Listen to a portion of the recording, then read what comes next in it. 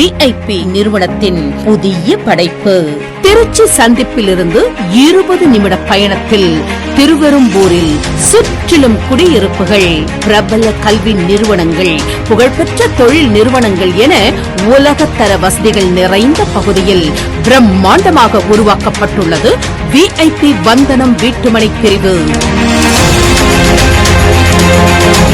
மனை முழுவதும் மிக அகலமான தார் சாலைகள், சாலையின் இருபுறமும் LED மின் விளக்குகள்,